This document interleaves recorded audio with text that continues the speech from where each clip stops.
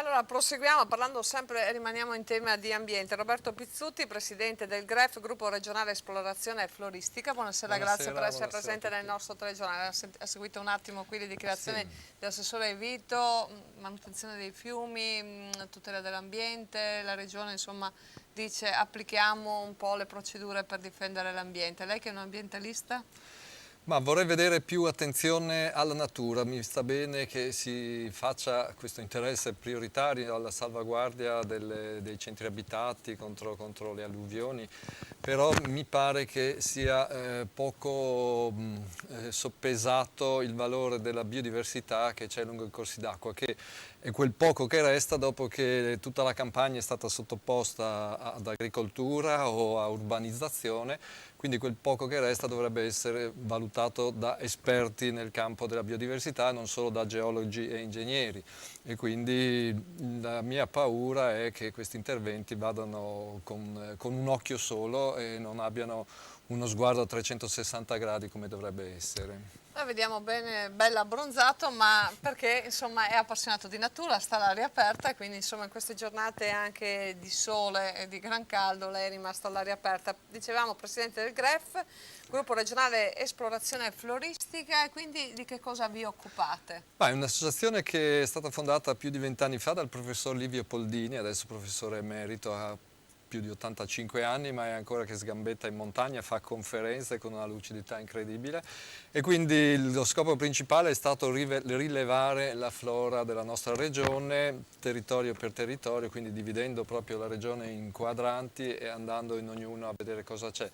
Nel tempo si sta affinando questa ricerca, andando nel dettaglio, arrivando alla posizione anche precisa delle specie più rare, come varie orchidee per esempio, e quindi riuscire poi a dare delle indicazioni di gestione o ai proprietari o alle amministrazioni pubbliche in modo che abbiano appunto un elemento su cui basare le valutazioni di impatto ambientale o le decisioni di fare opere. Avere conoscenza di quello che c'è evita di andare in un ulteriore baratro, perché sono oltre 400 le specie nella nostra regione di lista rossa, quindi che sono vulnerabili o minacciate di estinzione. Ecco, E tra quindi è una l'altro cosa di grande rilievo.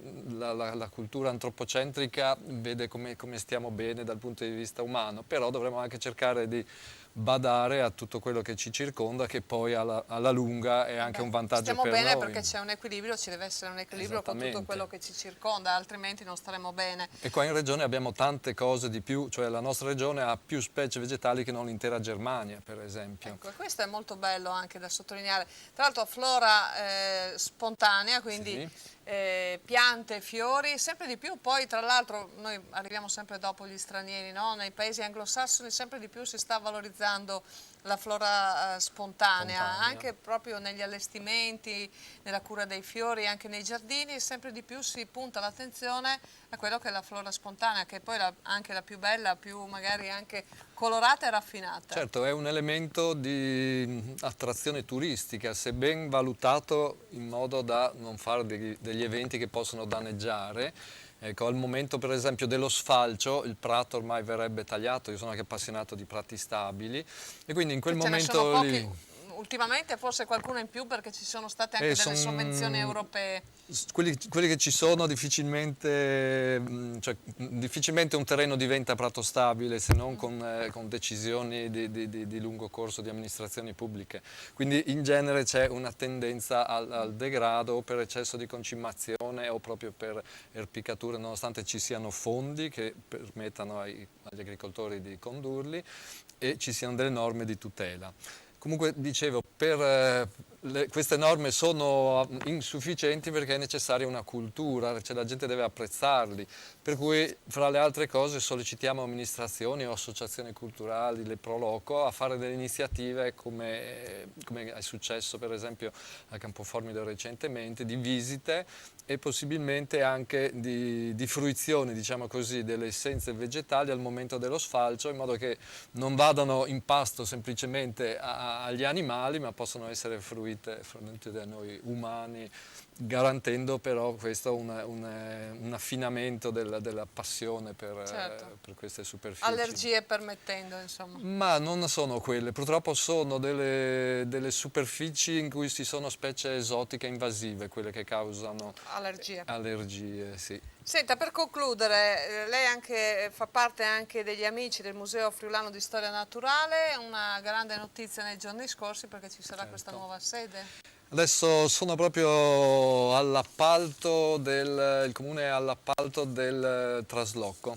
quindi nel mese di luglio potremo già avere gli uffici spostati, i laboratori spostati nella nuova sede di via Sabadini, che è una sede per il momento ristrutturata per il primo lotto, quindi 3 edifici più uno spazio per conferenze. Però ci sono i finanziamenti e la volontà per partire in breve con la progettazione e l'appalto del restauro del secondo lotto e poi ci sarà anche una palazzina ulteriore, ma quello vedremo. Intanto abbiamo messo i piedi per terra perché erano 15 anni che c'erano proposte disparate ma non si concretizzavano, quindi devo dire che la nostra testardaggine ha permesso di arrivare a un risultato che altrimenti difficilmente, anch'io 2 anni fa ormai lo davo per non raggiunto come obiettivo. E quindi invece la buona notizia via Sabadini, la sede dell'ex macello, proprio di fronte al Palazzo della Regione, sì. Quindi insomma potrete anche dialogare direttamente con gli esponenti e lì per esempio regionali. c'è un auditorium grande, inutile farne nuovi come sembrava si volesse Certo. fare in un progetto megalitico di tempo fa che non sarebbe andato a conclusione e quindi sinergie, speriamo che tutti vogliano spingere ancora nel futuro in questo senso. Grazie Roberto Pizzuti, Presidente del GREF, Gruppo Regionale Esplorazione Floristica, grazie e buon lavoro, resti ancora un attimo con noi. La Giunta